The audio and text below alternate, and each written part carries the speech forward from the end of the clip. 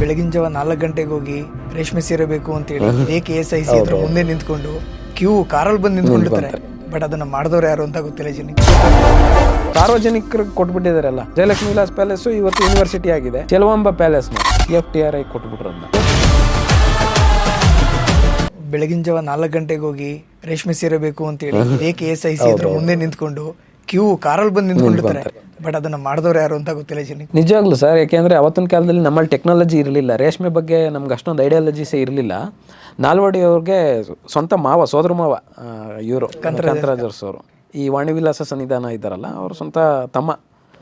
ಅವ್ರನ್ನ ಜಪಾನಿಗೆ ಕಳಿಸ್ತಾರೆ. ಜಪಾನಿಗೆ ಹೋಗಿ ಅವರು ತಿಳ್ಕೊಂಬಂದು ಅಲ್ಲಿನ ರೇಷ್ಮೆ ಟೆಕ್ನಾಲಜಿಸ್ಗಳು ಹೆಂಗಿದೆ, ನೂಲು ತೆಗೆಯುವಂಥದ್ದು ಹೆಂಗಿದೆ, ಪಿಲೆಚರ್ಗಳಂದ್ರೆ ಏನು, ಇದನ್ನೆಲ್ಲ ಅವರು ತಿಳ್ಕೊಂಬಂದು ಇಲ್ಲಿ ಇಂಪ್ಲಿಮೆಂಟ್ ಮಾಡಿ 1914 ಐ ಥಿಂಕ್ 14-15ನೇ ಸಂದರ್ಭದಲ್ಲಿ ಇಲ್ಲಿ ಒಂದು ಟಿ ನರಸೀಪುರದಲ್ಲಿ ಮೊದಲು ಸ್ಥಾಪನೆ ಮಾಡ್ತಾರೆ.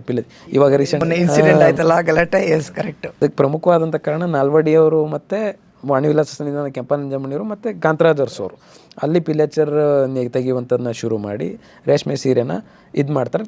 ಆಮೇಲೆ ಚನ್ನಪಟ್ಟಣದಲ್ಲಿ ಮಾಡ್ತಾರೆ 2ನೇ ಘಟಕನ. ಚನ್ನಪಟ್ಟಣದಲ್ಲಿ ಮಾಡಿ ಇನ್ನೂ ಉತ್ತಮವಾದಂಥ ಗುಣಮಟ್ಟದ ಸೀರೆಗಳನ್ನು ಅಲ್ಲಿ ಪ್ರೊಡ್ಯೂಸ್ ಮಾಡಿ, ಅವತ್ತಿನ ಕಾಲಕ್ಕೆ ಆಸ್ಟ್ರೇಲಿಯಾದಿಂದ ಎಲ್ಲ ಅಲ್ಲಿಗೆ ಆರ್ಡರ್ಸ್ ಬರ್ತಿದ್ವಂತೆ. ಆಸ್ಟ್ರೇಲಿಯಾ ದೇಶದವರೆಲ್ಲ ತುಂಬ ಮಾರುಹೋಗಿ ನಮಗೆ ಬೇಕಂದ್ರೆ ಮೈಸೂರು ಸಿಲ್ಕ್ ಸೀರೆನೇ ಬೇಕು ಅಂತ ಕೇಳೋವಂಥ ಒಂದು ಪರಿಸ್ಥಿತಿ.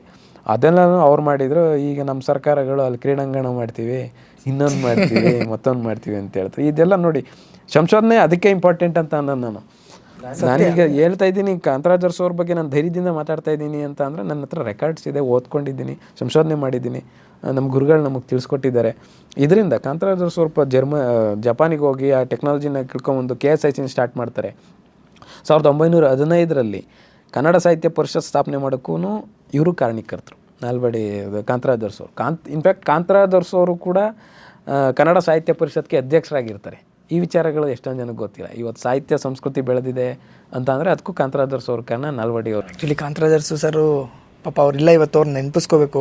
ಇನ್ ಕೇಸ್ ಏನಾದರೂ ಅವರು ಬೇರೆ ಉನ್ನತವಾದಂಥ ಜಾತಿ ಇದ್ದಿದ್ರೆ ಇವತ್ತು ಅವ್ರದ್ದೊಂದು ಸ್ಟ್ಯಾಚ್ಯೂ ಇರೋದು, ಒಂದೆರಡು ಪ್ರತಿಮೆಗಳಿರೋದು, ರಾಜ್ಯ ಅದನ್ನೇ ನಮ್ಮ ಇವ್ರಿಗೆ ನಾಲ್ವಡಿ ಕೃಷ್ಣರಾಜ ಒಡೆಯರ್ ಅವ್ರಿಗೂ ಕೂಡ ಅದನ್ನೇ ಆಗಿರ್ಬೋದು. ಆದರೆ ಅವರು ಯಾವುದೇ ಈ ದೇವನೂರು ಮಹಾದೇವ್ ಅವರು ಹೇಳ್ತಾರೆ, ಯಾರ ಜಪ್ತಿಗೂ ಸಿಗದ ನವಿಲು ಅಂತೇಳಿ. ಮಹಾರಾಜರು ಆ ಥರದವರು, ಯಾರಿಗೂ ಸಿಗದವರಲ್ಲ. ಅವ್ರು ಎಲ್ಲರನ್ನೂ ಎಲ್ಲ ಕ್ಷೇತ್ರಗಳು ಆಡು ಮುಟ್ಟದ ಸೊಪ್ಪಿಲ್ಲ. ನಾಲ್ವಡಿ ಕೃಷ್ಣರಾಜ ಒಡೆಯರ್ ಅವರು ಅಭಿವೃದ್ಧಿ ಮಾಡದೇ ಇರುವಂಥ ಕ್ಷೇತ್ರಗಳೇ ಇಲ್ಲ. ಆ ಥರದ್ದು ಮಾಡಿದ್ದಾರೆ. ಜನ ಈಗ ಆಲ್ರೆಡಿ ಅವರಿಗೆ ಜನಕ್ಕೆ ಗೊತ್ತಾಗ್ತಿದೆ ಯಾರ್ಯಾರು ಏನೇನು ಮಾಡಿದ್ದಾರೆ ಅಂತ ಅಂದ್ಬಿಟ್ಟು. ಖಂಡಿತ ಮುಂದಿನ ದಿನಗಳಲ್ಲಿ ಯುವ ಪೀಳಿಗೆ ಎಲ್ಲರೂ ಕೂಡ ಈ ನಿಟ್ಟಿನಲ್ಲಿ ಕೆಲಸ ಮಾಡ್ತಾರೆ. ಅವರ ಒಂದು ಜಯಂತ್ಯೋತ್ಸವನ ಅವ್ರನ್ನ ನೆನೆಯುವಂಥ ಕಾರ್ಯನ ಮಾಡ್ತಾರೆ. ನಾನು ಕೂಡ ಈ ನಿಟ್ಟಿನಲ್ಲಿ ಏನೇನು ರೂಪುರೇಷೆಗಳನ್ನ ಮಾಡಬೇಕು ಅದನ್ನು ನಾನು ಮಾಡ್ತೀನಿ. ಒಳ್ಳೆ ಸಜೆಷನ್ ಕೊಟ್ರಿ, ಥ್ಯಾಂಕ್ ಯು.